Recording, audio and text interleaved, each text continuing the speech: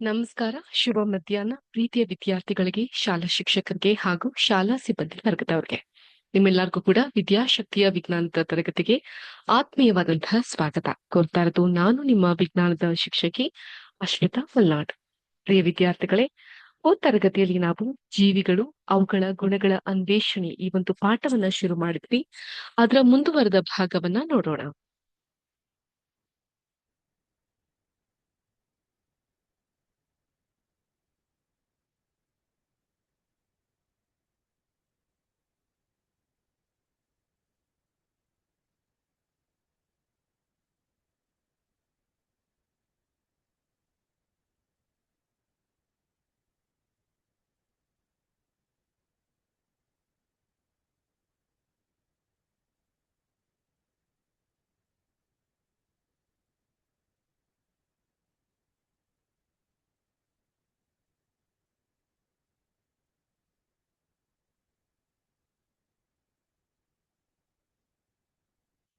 ಈಗ ಒಂದು ವಸ್ತು ಅಥವಾ ಜೀವಿ ಜೀವ ಇರುವಂತಹದ್ದು ಅಥವಾ ನಿರ್ಜೀವವಾದದ್ದು ಅಂತ ನಮ್ಗೆ ಹೇಗೆ ಗೊತ್ತಾಗುತ್ತೆ?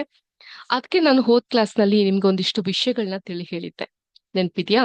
ಸೊ ಒಂದು ವಸ್ತು ಜೀವಂತವಾಗಿದೆ ಅಂತ ಹೇಳಿದಾಗ ಅದರಲ್ಲಿ ಕೆಲವೊಂದು ವಿಷಯಗಳನ್ನ ನಾವು ಗಮನಿಸ್ತಾ ಹೋಗ್ಬಹುದು. ಅದೇನು ಅಂತ ಹೇಳಿದ್ರೆ ಚಲನೆ.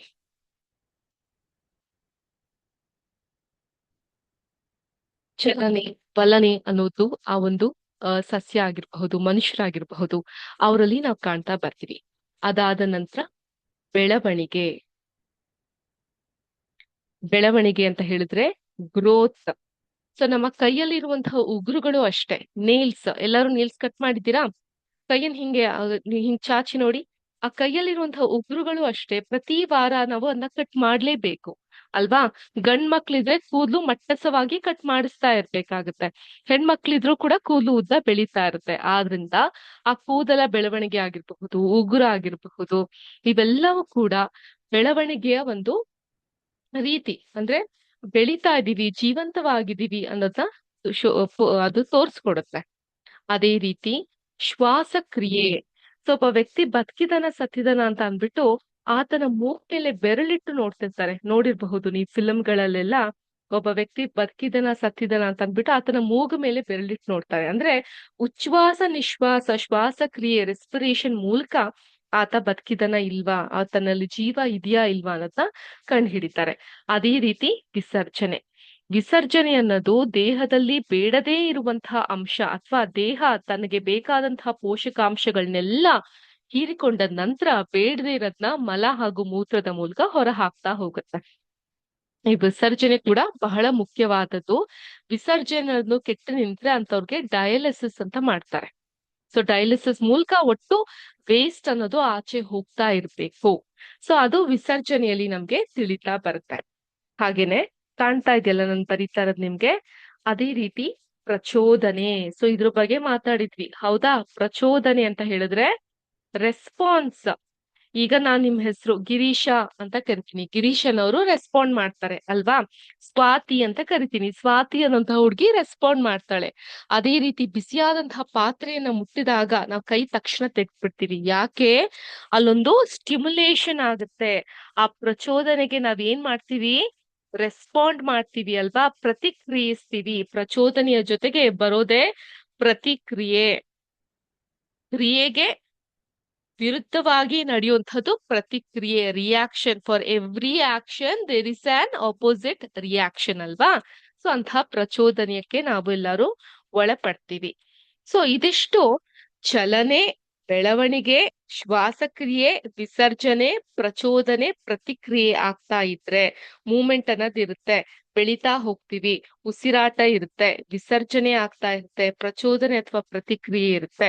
ಸೊ ಅದ್ರ ಕುರಿತು ಮಾತಾಡ್ತಾ ನಾನು ನಿಮ್ಗೆ ನಾಚಿಕೆ ಮುಳ್ಳು ಅಥವಾ ಮುಟ್ಟುದರೆ ಮುನಿ ಗಿಡ ಇದ್ರ ಬಗ್ಗೆ ಮಾತಾಡ್ತಾ ಇದ್ವಿ. ಟಚ್ ಮಿ ನಾಟ್ ಪ್ಲಾಂಟ್ಸ್ ಈ ರೀತಿಯಾಗಿರುತ್ತೆ. ಮುಟ್ಟೋದ್ಕಿಂತ ಮುಂಚೆ, ಮುಟ್ಟಿದ ನಂತರ ಅದು ಮುಚ್ಕೊಳ್ಳುತ್ತೆ. ಸೊ ಇದು ಕೂಡ ಸ್ಟಿಮ್ಯುಲೇಷನ್ಗೆ ಇರುವಂತಹ ಒಂದು ಉದಾಹರಣೆ, ಪ್ರಚೋದನೆಗೆ ಇರುವಂತಹ ಒಂದು ಉದಾಹರಣೆ. ನೋಡಿ, ಮುಟ್ಟಿದಾಗ ಈ ರೀತಿ ಆಗಿ ಅದು ಹೋಗುತ್ತಲ್ವಾ? ಸೊ ಇದು ಪ್ರಚೋದನೆಗೆ ಇರುವಂತಹ ಒಂದು ಉದಾಹರಣೆ ಅಂತಾನೆ ಹೇಳಬಹುದು. ಅದೇ ರೀತಿ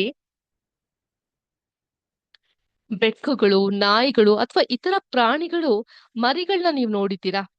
ನೋಡಿದ್ದೇ ಇರ್ತೀರಾ ಅಲ್ವಾ?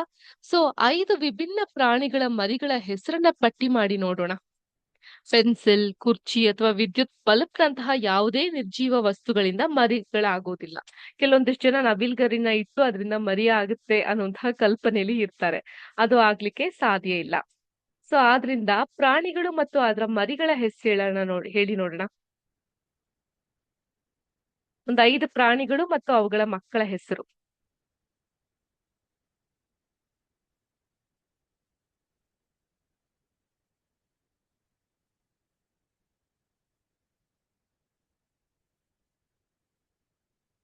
ಹ್ಮ್ ಗೆಸ್ ಮಾಡಿ ನೋಡೋಣ. Take your time, guess and tell me. ಒಂದು 5 ಪ್ರಾಣಿಗಳು ಅಥವಾ ಅದರ ಮಗುವಿನ ಹೆಸರು.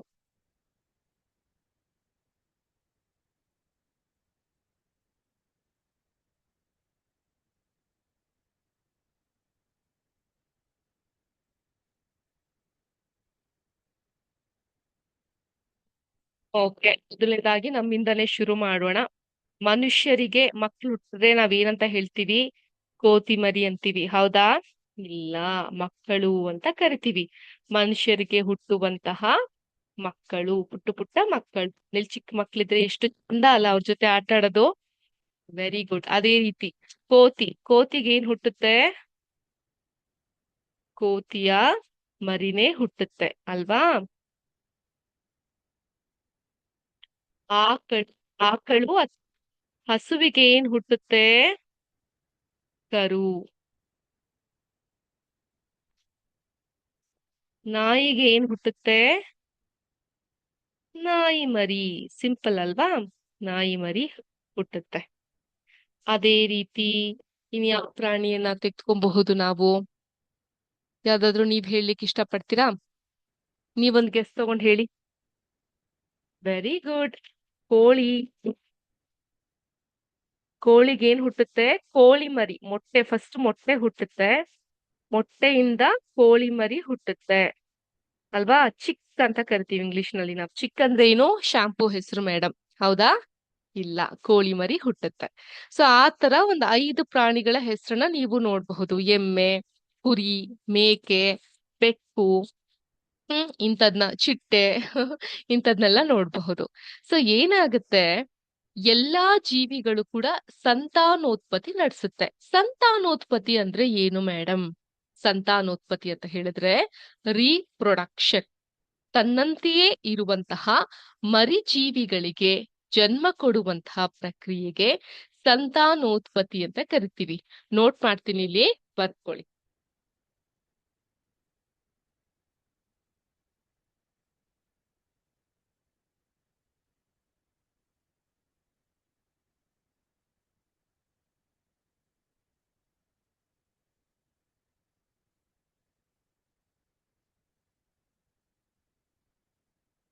ತನ್ನಂತೆಯೇ ಇರುವ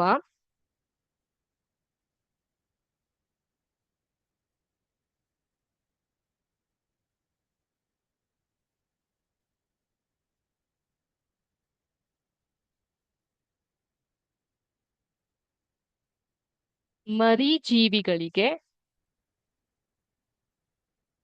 ತನ್ನಂತೆಯೇ ಇರುವ ಮರಿಜೀವಿಗಳಿಗೆ ಜನ್ಮ ಕೊಡುವ ಪ್ರಕ್ರಿಯೆಗೆ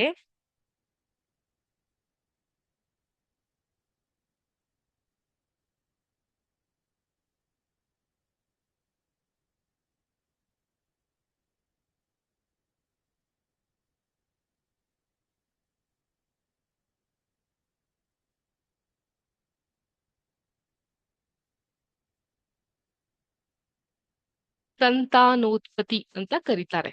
ನೋಟ್ ಮಾಡ್ಕೊಳ್ಳಿ.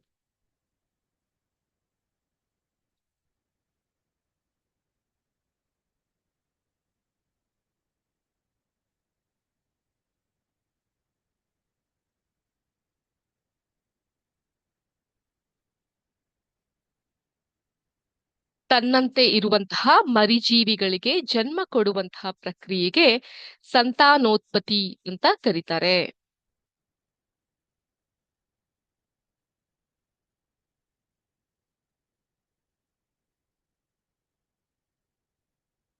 ನೋಟ್ ಮಾಡ್ಕೊಂಡ್ರ ಮಕ್ಳೇ? ಈಗ ಈ ಪಿಕ್ಚರ್ನ ಗಮನಿಸಬಹುದು ನೀವು. ಏನ್ ಕಾಣಿಸ್ತಾ ಇದೆ ನಿಮ್ಗೆ? ಹಸು ಮತ್ತೆ ಕರು. ಹಸುವಿನಂತೆ ಕರು ಇರುತ್ತಲ್ವಾ? ಹಸು ತರ ಎಮ್ಮೆ ಇರುತ್ತಾ? ಇಲ್ಲ ಅಲ್ವಾ?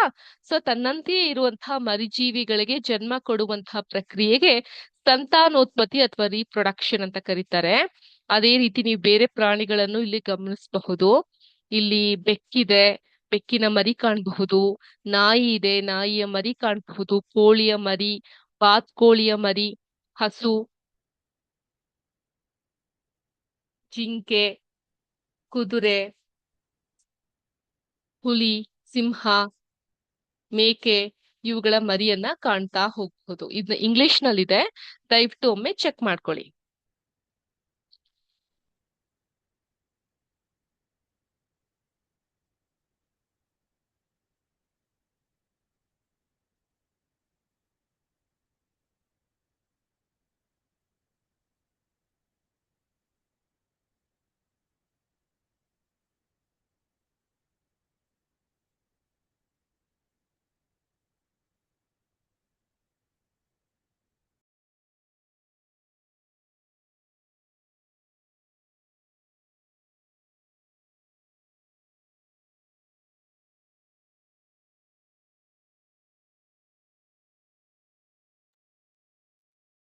ನೋಡಿದ್ರಾ ಹೇಗೆ ಮರಿ,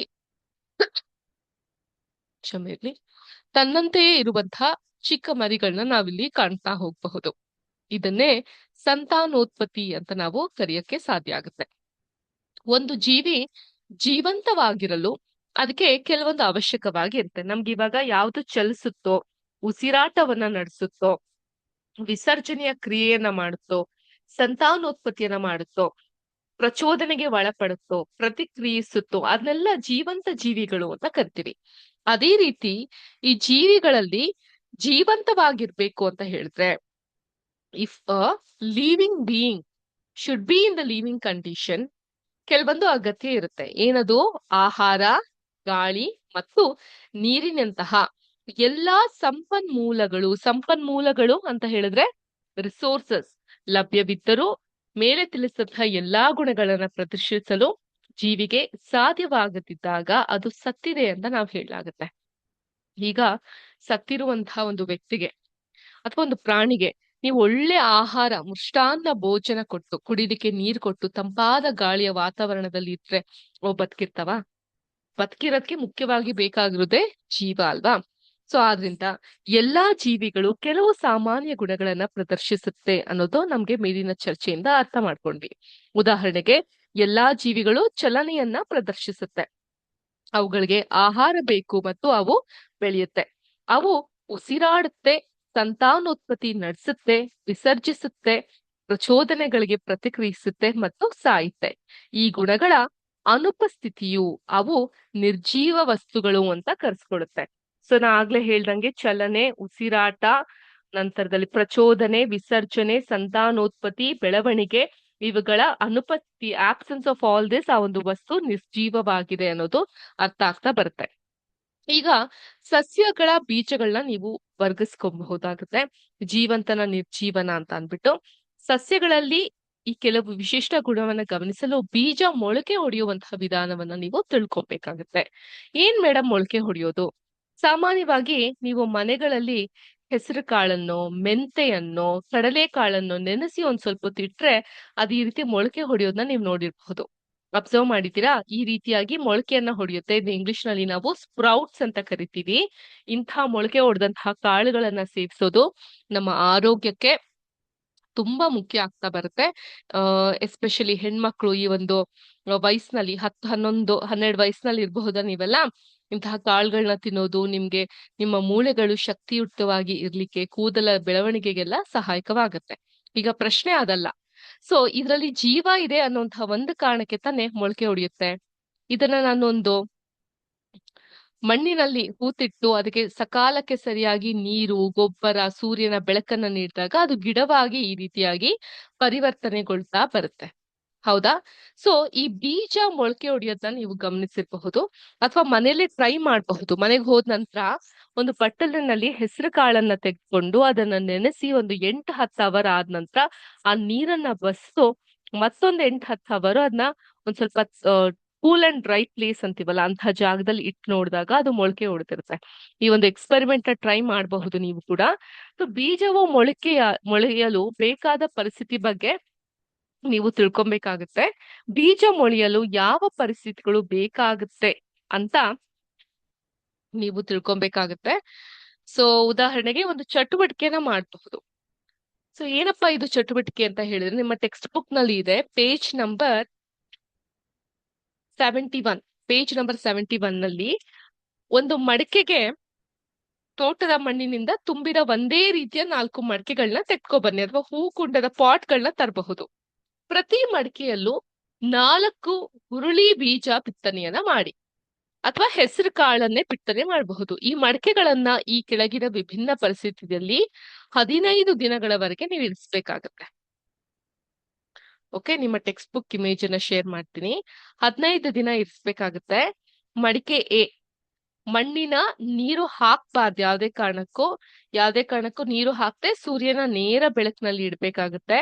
ಮಡಿಕೆ ಬಿ, ತುಂಬಾ ಅಧಿಕವಾಗಿ ನೀರುಣಿಸಿ ಸೂರ್ಯನ ನೇರ ಬೆಳಕಿನಲ್ಲಿ ಇಡಬೇಕಾಗತ್ತೆ. ಮಡಿಕೆ ಸಿ, ತೇವಾಂಶ ಪೂರಿತ ಮಣ್ಣಿನೊಂದಿಗೆ ಕತ್ತಲಿನಲ್ಲಿ ಇರಿಸ್ಬೇಕಾಗತ್ತೆ. ಮಡಿಕೆ ಡಿ, ಅಲ್ಪ ತೇವಾಂಶವಿರುವ ಮಣ್ಣಿನೊಂದಿಗೆ ಸೂರ್ಯನ ನೇರ ಬೆಳಕಿನಲ್ಲಿ ಇರಿಸ್ಬೇಕಾಗತ್ತೆ. ಸೊ ಮಡಿಕೆ ಬಿ, ಮಣ್ಣಿನ ಮೇಲೆ ಯಾವಾಗಲೂ ನೀರು ನಿಂತಿರುವಂತೆ ಮಣ್ಣಿಗೆ ಹೆಚ್ಚುವರಿ ನೀರನ್ನು ಸೇರಿಸಿ, ನೀರು ಕಡಿಮೆಯಾದ್ರೆ ನಿಯತವಾಗಿ ನೀರನ್ನು ಸೇರಿಸ್ತಲೇ ಇರಿ. ಈ ಮಡಿಕೆಯನ್ನ ಸೂರ್ಯನ ನೇರ ಬೆಳಕಿನಲ್ಲಿ ಇರಿಸಿ, ಜಾಸ್ತಿ ನೀರನ್ನ ಕೊಟ್ಟು. ಅದೇ ರೀತಿ ಮಡಿಕೆ ಸಿ, ನಿಯತವಾಗಿ ಅಂದ್ರೆ ಆನ್ ಅ ಡೈಲಿ ಬೇಸಿಸ್ ಅಲ್ಪ ಪ್ರಮಾಣದ ನೀರನ್ನ ಸೇರಿಸುವ ಮೂಲಕ ಈ ಮಡಿಕೆಯಲ್ಲಿರುವ ಮಣ್ಣನ್ನ ಸ್ವಲ್ಪ ತೇವವಾಗಿರುವಂತಹ ಜಾಗದಲ್ಲಿ ಈ ಮಡಿಕೆಯನ್ನ ಕತ್ತಲಲ್ಲಿ ಇರಿಸ್ಬೇಕಾಗತ್ತೆ. ಮಡಿಕೆ ಡಿ, ಇಲ್ಲೂ ಕೂಡ ನಾವೇನ್ ಮಾಡ್ತೀವಿ, ಈ ಏನು ಅಲ್ಪ ತೇವಾಂಶವಿರುವಂತಹ ಮಣ್ಣಿನೊಂದಿಗೆ ಸೂರ್ಯನ ನೇರ ಬೆಳಕಿನಲ್ಲಿ ಈ ಒಂದು ಮಡಿಕೆಯನ್ನ ಇಡಿಸ್ತೀವಿ. ಈಗ ಈ ಪ್ರತಿಯೊಂದು ಸಂದರ್ಭದಲ್ಲೂ ಕೂಡ ಬೀಜಗಳಿಗೆ ಲಭ್ಯವಿರುವಂತಹ ಗಾಳಿ, ಸೂರ್ಯನ ಬೆಳಕು ಮತ್ತು ನೀರನ್ನು ಕೋಷ್ಟಕ 10.2 ಸೂಚಿಸಿ ಹಾಕ್ಬೇಕಾಗತ್ತೆ. ಓಕೆ, ನೀವು ಬೀಜವು ಸಣ್ಣ ಸಸಿಯಾಗಿ ಬೆಳೆದಾಗ ಅದು ಮೊಳೆತಿದೆ ಅಂತ ಹೇಳಲಾಗುತ್ತೆ. ಪ್ರತಿ ಮಡಿಕೆಯಲ್ಲಿರುವಂತಹ ಬೀಜಗಳು ಮೊಳೆಯುತ್ತವೆಯೇ, ಅದು ಸ್ಪ್ರೌಟ್ ಆಗುತ್ತಾ, ಅದನ್ನು ಕೂಡ ನೀವು ದಾಖಲಿಸ್ಬೇಕಾಗತ್ತೆ. ಈಗ ನಿಮ್ಮ ಊಹೆಯನ್ನ ದಾಖಲಿಸಿ. ಇದ್ರಲ್ಲಿ ಯಾವ ಒಂದು ಇಮೇಜ್ ನಲ್ಲಿ ಸ್ಪ್ರೌಟ್ಸ್ ಆಗಬಹುದು ಅಥವಾ ಬೀಜಗಳು ಜರ್ಮಿನೇಟ್ ಆಗಬಹುದು? ಮಡಿಕೆ ಎ, ನೀರು ಹಾಕದೇ ಇದ್ರೆ ಅದು ಬೆಳಿಲಿಕ್ಕೆ ಸಾಧ್ಯನಾ? ಖಂಡಿತ ಇಲ್ಲ, ಇದು ರೂಲ್ಡ್ ಔಟ್ ಆಗುತ್ತೆ. ಮಡಿಕೆ ಬಿ, ಅಧಿಕ ನೀರನ್ನ ಹಾಕಿ ಸೂರ್ಯನ ಬೆಳಕಿನಲ್ಲಿ ಇಟ್ರು ಕೂಡ ಬೀಜ ಬೆಳಿಲಿಕ್ಕೆ ಸಾಧ್ಯ ಇಲ್ಲ. ಮಡಿಕೆ ಸಿ, ಕತ್ತಲಲ್ಲಿ ಇಟ್ಟಾಗ ಸೂರ್ಯನ ಅನುಪಸ್ಥಿತಿಯಲ್ಲಿ ಬೆಳವಣಿಗೆ ಸಾಧ್ಯ ಇಲ್ಲ. ಆದ್ರಿಂದ ಸೂರ್ಯನನ್ನ ನಾವೇನಂತ ಕರಿತೀವಿ ಮಕ್ಳೇ? ಜಗತ್ತಿಗೆ ಬೆಳಕನ್ನ ಕೊಡುವವನು ಸೂರ್ಯನನ್ನ ನಾವು ಪ್ರಾಣೇಶ್ ಅಂತ ಕರಿತೀವಿ. ಪ್ರಾಣವನ್ನ ನೀಡುವಂತಹ ಈಶ ಪ್ರಾಣೇಶ. ಸೂರ್ಯನ ಬೆಳಕು ಇಲ್ಲ ಅಂತ ಹೇಳಿದ್ರೆ, ಅಥವಾ ಸೂರ್ಯ ಒಂದೇ ಒಂದು ದಿನ ಭೂಮಿ ಮೇಲೆ ಇಲ್ಲ ಅಂತ ಹೇಳಿದ್ರೆ ಬದುಕು ಬಹಳ ಕಷ್ಟ ಆಗತ್ತೆ, ಬದುಕಲಿಕ್ಕೆ ಸಾಧ್ಯ ಇಲ್ಲ. ಜಲಾಚರಗಳು, ಗಿಡಗಳು, ಮರಗಳು, ಹಸಿರು ವನಗಳು, ನಮ್ಮ ಸಂಪೂರ್ಣವಾದಂತಹ ಎಕೋಸಿಸ್ಟಮೇ ಸರ್ವನಾಶ ಆಗತ್ತೆ. ಆದ್ರಿಂದ ಸೂರ್ಯನ ಬೆಳಕು ಬಹಳ ಮುಖ್ಯ. ಈಗ ತೇವಾಂಶ ಪೂರಿತ ಮಣ್ಣಿನೊಂದಿಗೆ ಕತ್ತಲಿನಲ್ಲಿ ಇರಿಸಿದಂತಹ ಹೂಕುಂಡದಲ್ಲಿ ಮೊಳಕೆ ಹೊಡಿಲಿಕ್ಕೆ ಸಾಧ್ಯ ಇಲ್ಲ. ಅದೇ ರೀತಿ ಅಲ್ಪ ತೇವಾಂಶ ಅಂದ್ರೆ ಸರಿಮಟ್ಟದ ತೇವಾಂಶ ಜೊತೆಗೆ ಸೂರ್ಯನ ನೇರ ಬೆಳಕಿನಲ್ಲಿ ಇದ್ದಂತಹ ಈ ಒಂದು ಹೂಕುಂಡದಲ್ಲಿ ಆ ಒಂದು ಹುರುಳಿಕಾಳಿನ ಬೀಜ ಮೊಳಕೆ ಹೊಡೆಯುತ್ತೆ ಅನ್ನೋದು ಈ ಒಂದು ಎಕ್ಸ್ಪೆರಿಮೆಂಟ್ ಮೂಲಕ ನಿಮ್ಗೆ ಗೊತ್ತಾಗುತ್ತೆ. ಓಕೆ, ಸೊ ಬೀಜಗಳು ಮೊಳೆಯಲು ಸೂರ್ಯನ ಬೆಳಕು ಅತ್ಯಗತ್ಯ. ಎಲ್ಲಾ ಮಡಿಕೆಗಳಿಂದ ಬೀಜಗಳು ಗಾಳಿ, ನೀರು ಮತ್ತು ಸೂರ್ಯನ ಬೆಳಕನ್ನ ಪಡಿತವೆ. ಬೀಜಗಳಿಗೆ ಗಾಳಿ ಲಭ್ಯವಿಲ್ಲದ ಯಾವುದೇ ಮಡಿಕೆ ಇದೆಯಾ? ಹಾಗಿದ್ರೆ ಅದ್ ಯಾಕೆ ಲಭ್ಯ ಇಲ್ಲ ಅನ್ನೋದನ್ನು ಕೂಡ ನೀವು ಊಹೆ ಮಾಡ್ತಾ ಹೋಗಬಹುದು. ಸೊ ಇಲ್ಲಿ ಗಾಳಿ, ನೀರು ಮತ್ತು ಸೂರ್ಯನ ಬೆಳಕು ಇವುಗಳಲ್ಲಿ ಬೀಜ ಮೊಳೆಯಲು ತುಂಬಾ ಅವಶ್ಯಕ. ಪ್ರತಿ ಮಡಿಕೆಯಲ್ಲಿ ಲಭ್ಯವಿರುವಂತಹ ಪರಿಸ್ಥಿತಿಗಳನ್ನ ಹೋಲಿಸಿ ನೋಡಿದಾಗ ಹುರುಳಿ ಬೀಜಗಳು ಮೊಳೆಯಲು ಸರಿಯಾದ ಪ್ರಮಾಣದ ನೀರು ಮತ್ತು ಗಾಳಿ ಅವಶ್ಯಕ. ಬೀಜಗಳು ಮೊಳೆಯಲು ಈ ಪರಿಸ್ಥಿತಿಗೆ ತುಂಬಾ ಅವಶ್ಯಕ ಆಗ್ತಾ ಬರುತ್ತೆ. ಆದ್ರಿಂದ ಒಂದು ಬೀಜ ಮೊಳೆಯಲು ಈ ಪರಿಸ್ಥಿತಿಗಳು ಸಹಾಯ ಮಾಡುತ್ತೆ ಅನ್ನೋದನ್ನ ನಾವು ಅರ್ಥ ಮಾಡ್ಕೊಬೇಕಾಗತ್ತೆ. ಈಗ ಯಾವ ರೀತಿ ಇದ್ರ ಸಹಾಯ ಮಾಡ್ತಾ ಹೋಗುತ್ತೆ? ಸೊ ಈಗ ಒಂದು ಬೀಜ ಮೊಳಿಲಿಕ್ಕೆ ಯಾವ್ಯಾವ ಮೂರು ಅವಶ್ಯಕ ಅಂತ ಹೇಳಿದ್ರೆ,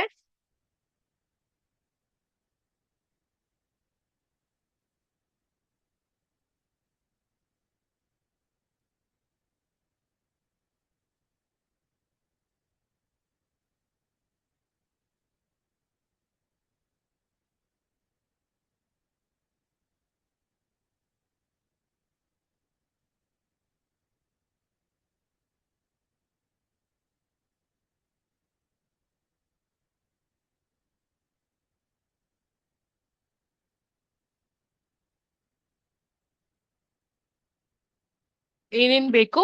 ಗಾಳಿ, ನೀರು ಹಾಗೂ ಸೂರ್ಯನ ಬೆಳಕು ಅವಶ್ಯಕತೆ ಅಂತ ಹೇಳ್ದೆ. ಈಗ ಮೊದಲನೇದಾಗಿ ನೀರುಗಳು. ನೀರ್ ಏನ್ ಮಾಡುತ್ತೆ? ಬೀಜಗಳು ಮೊಳೆಯಲು ನೀರು ಅಗತ್ಯವಾಗಿದೆ. ಬೀಜಗಳು ತಮ್ಮ ಬೆಳವಣಿಗೆಗೆ ಅಗತ್ಯವಾದಂತಹ ಪ್ರಕ್ರಿಯೆ ಕೈಗೊಳ್ಳಲು ನೀರು ಅಣುವು ಮಾಡಿಕೊಳ್ಳುತ್ತೆ. ಸೊ ಇದೆಲ್ಲ ಒಂದು ಕೆಮಿಕಲ್ ರಿಯಾಕ್ಷನ್ ಮಕ್ಕಳೇ. ಅದನ್ನ ನೀವು ಮುಂದೆ ಹೋಗ್ತಾ ಹೋಗ್ತಾ ನಿಮ್ಮ ಹೈಯರ್ ಕ್ಲಾಸ್ ನಲ್ಲಿ ಅರ್ಥ ಮಾಡ್ಕೊಂತ ಬರ್ತೀರಾ. ಬೀಜದ ಹೊರ ಹೊದಿಕೆಯನ್ನ ಬೀಜದ ಕವಚ ಅಂತ ಕರಿತೀವಿ. ಬೀಜ ಏನಿರುತ್ತೆ ಈ ರೀತಿಯಾಗಿ ಅದರ ಒಂದು ಹೊರ ಹೊದಿಕೆಯನ್ನ ಕವಚ ಅಂತ ಕರಿತೀವಿ. ಉದಾಹರಣೆಗೆ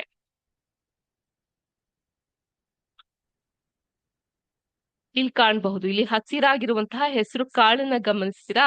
ಅದ್ರ ಒಂದು ಹೊರ ಹೊದಿಕೆಯನ್ನ ನಾವೇನಂತ ಕರಿತೀವಿ? ಕವಚ ಅಂತ ಕರಿತೀವಿ. ನೀರು ಬೀಜದ ಕವಚವನ್ನ ಮೃದುಗೊಳಿಸುತ್ತೆ ಮತ್ತು ಅದರೊಳಗಿನ ಸಣ್ಣ ಭ್ರೂಣವು ಸಸ್ಯವಾಗಿ ಬೆಳೆಯಲು ಸಹಾಯ ಮಾಡುತ್ತೆ. ಸೊ ಏನ್ ಮಾಡುತ್ತೆ ಇಲ್ಲಿ ನೀರು? ಈ ಒಂದು ಕವಚವನ್ನ ಮೃದುಗೊಳಿಸುತ್ತೆ. ಅದರ ಜೊತೆಗೆ ಏನಾಗ್ತಾ ಹೋಗುತ್ತೆ?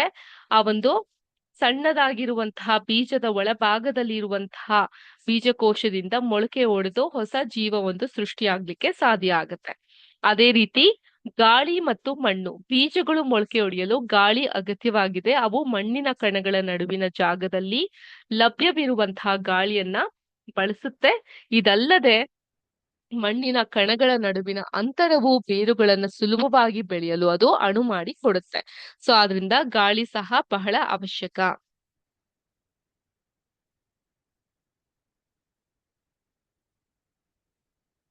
ಹಾಗೇನೆ ಒಂದು ಸಸ್ಯ ಬೆಳವಣಿಗೆಯನ್ನ ಹೊಂದ್ಬೇಕಾದ್ರೆ ಅಗತ್ಯವಿರುವಂತಹ ಮತ್ತೊಂದು ಅಂಶ ಅಂತ ಹೇಳಿದ್ರೆ ಅದು ಬೆಳಕು ಅಥವಾ ಕತ್ತಲೆಯ ಪರಿಸ್ಥಿತಿ. ಹುರುಳಿ ಬೀಜಗಳು ಮೊಳೆಯಲು ಬೆಳಕಿನ ಉಪಸ್ಥಿತಿ ಅಗತ್ಯವಿಲ್ಲ ಅನ್ನೋದನ್ನ ನಾವು ಅರ್ಥ ಮಾಡ್ಕೊಂಡಿದೀವಿ. ಸಾಮಾನ್ಯವಾಗಿ ಹೆಚ್ಚಿನ ಬೀಜಗಳನ್ನ ಮೊಳೆಯಲು ಬೆಳಕಿನ ಅಗತ್ಯ ಇರೋದಿಲ್ಲ. ಆದ್ರೆ ಮೊಳೆತ ನಂತರ ಸಸ್ಯ ಮತ್ತಷ್ಟು ಬೆಳವಣಿಗೆಗೆ ಸೂರ್ಯನ ಬೆಳಕು ಬೇಕೇ ಬೇಕು. ಸೊ ಏನ್ ಮೇಡಮ್ ಇದು? ಏನ್ ಹೇಳ್ತಾ ಇದ್ದೀರಾ ನೀವು? ನಮ್ಗೆ ಅರ್ಥ ಆಗ್ತಾ ಇಲ್ವಲ್ಲ. ನೋಡಿ, ಯಾವ್ದೇ ಬೀಜ, ಈಗ ನಿಮ್ಮ ಮನೆಯಲ್ಲಿ ಒಂದು ಎಕ್ಸ್ಪೆರಿಮೆಂಟ್ ನ ಮಾಡ್ಬಹುದು. ಹೆಸರು ಕಾಳು ಇಲ್ಲ ಕಡಲೆ ಕಾಳು ಅಥವಾ ಮೆಂತೆ ಕಾಳು, ಇದನ್ನ ಚೆನ್ನಾಗಿ ತೊಳೆದು ಒಂದು 8 ರಿಂದ 10 ಗಂಟೆ ಕಾಲ ನೀರಿನಲ್ಲಿ ನೆನೆಸಿಡಿ. ಮರುದಿನ ಬೆಳಗ್ಗೆ ಅದನ್ನ ಮತ್ತೆ ಸೋಸಣಿಗೆಯಲ್ಲಿ ಸೋಸ್ಕೊಂಡು ತೇವಾಂಶ ಭರಿತವಾದಂತಹ ಆ ಮೊಳಕೆ ಕಾಳನ್ನ ಸೂರ್ಯನ ಬೆಳಕು ಬೀಳ್ದೇ ಇರೋ ಹಾಗೆ ತಣ್ಣಗೆ ತಂಪಾಗಿರುವಂತಹ ಸ್ವಲ್ಪ ಕತ್ತಲೆಯ ಜಾಗದಲ್ಲಿ ಇಟ್ಟಾಗ ಅದು ಮೊಳಕೆ ಹೊಡೆಯುತ್ತೆ. ಆದ್ರಿಂದ ಮೊಳಕೆ ಹೊಡೆಯುವಂತಹ ಸಂದರ್ಭದಲ್ಲಿ ಸೂರ್ಯನ ಬೆಳಕು ಅನ್ನೋದು ಅವಶ್ಯಕತೆ ಇರೋದಿಲ್ಲ. ಮೊಳಕೆ ಹೊಡೆದು ನಂತರ ಈ ರೀತಿ ಗಿಡ ಆದ ನಂತರ ತಪ್ಪದೇ ಸೂರ್ಯನ ಬೆಳಕು ಅನ್ನೋದಕ್ಕೆ ಅವಶ್ಯಕ ಆಗ್ತಾ ಹೋಗುತ್ತೆ ಅದರ ಬೆಳವಣಿಗೆಗೆ. ಕೋಲಿಯಸ್ ಅಂತ ಒಂದು ಸಸ್ಯ ಇದೆ. ಅದು ಪುದೀನ ಜಾತಿಗೆ ಸೇರಿದಂತಹ ಸಸ್ಯ ಮತ್ತು ಪೆಟೂನಿಯಾ ಅಂದ್ರೆ ಕಣಗಿಲೆ ಜಾತಿಯ ಸಸ್ಯ. ಇದು ಹೂ ಬಿಡುವಂತಹ ಕೆಲವು ಸಸ್ಯಗಳ ಬೀಜಗಳು ಮೊಳೆಯಲು ಬೆಳಕು ಬೇಕಾಗುತ್ತೆ. ಈ ಬೀಜಗಳನ್ನ ಮಣ್ಣಿನಿಂದ ಮುಚ್ಚೋದ್ರಿಂದ ಅವುಗಳು ಮೊಳೆಯುವಿಕೆಯನ್ನ ಮಣ್ಣು ತಡೆಯುತ್ತೆ. ಚೆಂಡು ಹೂ ಗೊತ್ತಾ? ಕೆಲೆಂಡುಲಾ ಅಂತ ಕರಿತೀವಿ. ಮತ್ತು ಜೀನಿಯಾದಂತಹ ಹೂ ಬಿಡುವ ಸಸ್ಯಗಳು ಬೀಜಗಳು ಮೊಳೆಯಲು ಕತ್ತಲೆ ಬೇಕು. ಈ ಬೀಜಗಳನ್ನ ಸಾಕಷ್ಟು ಮಣ್ಣಿನಿಂದ ಮುಚ್ಚಬೇಕು ಅನ್ನುವಂತಹ ನಂಬಿಕೆ ಕೂಡ ಇದೆ. ಇನ್ನು ಉತ್ತಮ ಆರೋಗ್ಯ ಮತ್ತು ಸಮರ್ಪಕ ಬೆಳವಣಿಗೆಗೆ ಮಾನವರಿಗೆ ಸಂತುಲಿತ ಆಹಾರ ಅಗತ್ಯ ಇದೆ ಅಲ್ವಾ? ಸಂತುಲಿತ ಆಹಾರ ಅಂತ ಹೇಳಿದ್ರೆ ಬ್ಯಾಲೆನ್ಸ್ಡ್ ಡಯಟ್. ಸೊ ನಾವು ಹಳೆ ಕ್ಲಾಸ್ ನಲ್ಲಿ ಬ್ಯಾಲೆನ್ಸ್ಡ್ ಡಯಟ್ ಬಗ್ಗೆ, ಮನದುಂಬಿದ ಆಹಾರ ಸ್ವಸ್ಥ ಶರೀರಕ್ಕೆ ಸೋಪಾನ, ಈ ಒಂದು ಅಧ್ಯಾಯದಲ್ಲಿ ನಾವು ಕಲ್ತಿದ್ವಿ. ಹಾಗೇನೆ ಸಸ್ಯಗಳಿಗೂ ಕೂಡ ಸಮರ್ಪಕವಾದಂತಹ ಬೆಳವಣಿಗೆ ಮತ್ತು ಅಭಿವೃದ್ಧಿಗೆ ಅನುಕೂಲಕರ ಪರಿಸ್ಥಿತಿ ಮತ್ತು ಪೋಷಕಾಂಶಗಳು ಬೇಕಾಗತ್ತೆ. ಇತರ ಯಾವ ಪರಿಸ್ಥಿತಿಗಳು ಬೀಜ ಮೊಳುವಿಕೆಯನ್ನ ಮೇಲೆ ಪರಿಣಾಮ ಬೀರುತ್ತವೆ ಅನ್ನೋದನ್ನ ನೀವು ಯೋಚನೆ ಮಾಡ್ತಾ ಬರಬಹುದು. ಆದ್ರಿಂದ ಸಸ್ಯಗಳಲ್ಲಿ ಸ್ಪಷ್ಟವಾಗಿ ಕಾಣಬಹುದಾದ ಮತ್ತೊಂದು ಗುಣವಾದಂತಹ ಬೆಳವಣಿಗೆ ಮತ್ತು ಚಲನೆಯ ಬಗ್ಗೆ ನಾವು ಅಧ್ಯಯನ ಮಾಡ್ತಾ ಹೋಗೋಣ. ಇಲ್ಲಿವರೆಗೂ ಕ್ಲಿಯರ್ ಆಗಿದ್ಯಾ? ಅರ್ಥ ಆಗಿದ್ಯಾ? ಓಕೆ. ಸೊ ಈಗ ಸಸ್ಯಗಳಲ್ಲಿ ಬೆಳವಣಿಗೆ ಮತ್ತು ಚಲನೆ. ಈಗ ಸಸ್ಯಗಳಲ್ಲಿ ಸೂರ್ಯನ ಬೆಳಕಿಗೆ ಹೇಗೆ ಪ್ರತಿಕ್ರಿಯಿಸುತ್ತೆ? ನಾನು ಹೋದ್ ಕ್ಲಾಸ್ ನಲ್ಲಿ ಸೂರ್ಯಕಾಂತಿ ಹೂವಿನ ಬಗ್ಗೆ ಹೇಳಿದ್ದೆ. ಸೂರ್ಯ ಯಾವ ದಿಕ್ಕಿನಲ್ಲಿ ಇರ್ತಾನೋ ಅದೇ ದಿಕ್ಕಿನ ಕಡೆಗೆ ಸೂರ್ಯಕಾಂತಿ ಹೂವಿನ ಮುಖ ವಾಲಿರುತ್ತೆ ಅಂತ ಹೇಳಿದ್ದೆ, ಹೌದಾ? ಹಾಗೇನೆ ಸಸ್ಯಗಳ ವಿವಿಧ ಭಾಗಗಳ ಬೆಳವಣಿಗೆಯ ದಿಕ್ಕಿನ ಮೇಲೆ ಸೂರ್ಯನ ಬೆಳಕು ಪರಿಣಾಮ ಬೀರುತ್ತದೆ. ಸಸ್ಯವು ತಲೆ ಕೆಳಗಾಗಿ ಇರಿಸಿದರೆ ಸಸ್ಯದ ಬೇರು ಮತ್ತು ಕಾಂಡ ಯಾವ ದಿಕ್ಕಿನಲ್ಲಿ ಬೇಕಾದ್ರೂ ಬೆಳೆಯುತ್ತದೆ ಮತ್ತು ಚಲಿಸುತ್ತದೆ. ಸೊ ಇದ್ರ ಬಗ್ಗೆ ನಾವು ಒಂದು ಚಟುವಟಿಕೆ ಮೂಲಕ ತಿಳ್ಕೊಂತಾ ಹೋಗೋಣ. ಚಟುವಟಿಕೆ ಹೀಗಿರುತ್ತೆ. ಈ ಚಟುವಟಿಕೆ ನಿಮ್ಗೆ text book number page number 74 ಚಟುವಟಿಕೆ 10.3.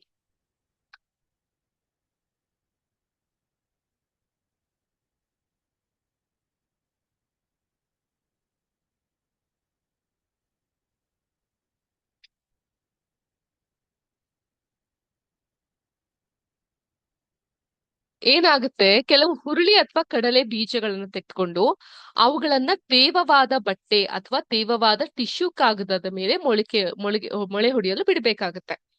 ಪ್ರತಿಯೊಂದು ಬೀಜಗಳು ಸಣ್ಣ ಬೇರು ಮತ್ತು ಸಣ್ಣ ಕಾಂಡವನ್ನ ಹೊಂದಿರುವ ಸಸಿ ಆಗುವವರೆಗೆ ಅವುಗಳನ್ನ ಮೊಳೆಯಲು ಬಿಡಿ.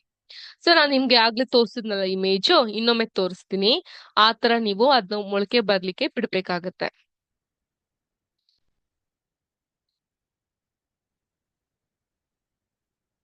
ಈ ರೀತಿ ನೋಡಿ, ಸಣ್ಣ ಕಾಂಡಗಳು ಅಂದ್ರೆ ಸ್ಟೆಮ್ಗಳು ಮೂಡಿದೆ. ಈಗ 3 ಗಾಜಿನ ಬೀಕರ್ ಅಥವಾ ಬಟ್ಟಲುಗಳನ್ನ ತೆಗೆದುಕೊಂಡು ಮತ್ತು ಅವುಗಳನ್ನ ಎ ಮತ್ತು ಬಿ ಮತ್ತು ಸಿ ಅಂತ ಗುರುತಿಸಿ. 3 ಗಾಜಿನ ತಟ್ಟೆಗಳನ್ನ ತೆಗೆದುಕೊಂಡು ದಪ್ಪವಾದ ಮೃದು ಹತ್ತಿ ದಾರವನ್ನ ಬಳಸ್ಕೊಂಡು ಪ್ರತಿ ತಟ್ಟೆಯ ಒಂದು ಬದಿಗೆ ದಪ್ಪವಾದ ಹೀರು ಕಾಗದವನ್ನ ಅಳವಡಿಸ್ಕೊಬೇಕಾಗತ್ತೆ. ಓಕೆ, ಅಬ್ಸರ್ವೇಷನ್ ಪೇಪರ್ ಅಂತ ಕರಿತೀವಿ. ಸೊ ಅದ್ರಲ್ಲಿ ದಪ್ಪವಾದ ಮೃದುವಾದ ಹತ್ತಿಯ ದಾರವನ್ನ ಬಳಸಿ ಯಾವುದೇ ಹಾನಿಯಾಗದಂತೆ ಪ್ರತಿ ತಟ್ಟೆಯಲ್ಲಿ ಒಂದು ಸಸಿಯನ್ನ ನಾವು ಇರಿಸ್ಕೊಳ್ಬೇಕಾಗತ್ತೆ. ಸೊ ಹೀಗೆ ಇರಿಸ್ಕೊಂಡ ನಂತರ ದಪ್ಪವಾದ ಮೃದುವಾದ ಹತ್ತಿಯ ದಾರವನ್ನ ಬಳಸಿ ಯಾವುದೇ ಹಾನಿಯಾಗದಂತೆ ಪ್ರತಿ ತಟ್ಟೆಯಲ್ಲಿ ಒಂದು ಸಸಿಯನ್ನ ನಾವು ಇರಿಸ್ಕೊಳ್ಬೇಕಾಗತ್ತೆ. ಚಿಕ್ಕ ಸಸಿಯನ್ನ ಅಳವಡಿಸಿರುವಂತಹ ಗಾಜಿನ ತಟ್ಟೆಯ ಬೀಕರ್ ಎ ಮತ್ತು ಬೀಕರ್ ಸಿ ಯೊಳಗೆ ನೇರವಾಗಿ ಇರಿಸಿ ಒಂದು ಸಸ್ಯ ಕಾಂಡವು ಕೆಳಮುಖವಾಗಿರುವಂತೆ ಮತ್ತು ಬೇರೆ ಮೇಲ್ಮುಖವಾಗಿರುವಂತೆ ಗಾಜಿನ ತೊಟ್ಟೆಯ ಬೀಕರ್ ನಲ್ಲಿ ಇರಿಸಬೇಕಾಗತ್ತೆ. ಪ್ರತಿ ಬೀಕರ್ ನಲ್ಲಿರುವಂತಹ ಸಸ್ಯಗಳು ನೀರಿನ ಮಟ್ಟಕ್ಕೆ ಮೇಲಿರುವಂತೆ ಎಲ್ಲಾ 3 ಬೀಕರ್ಗಳಿಗೆ ನಾವು ನೀರನ್ನ ಸುರಿಬೇಕಾಗತ್ತೆ.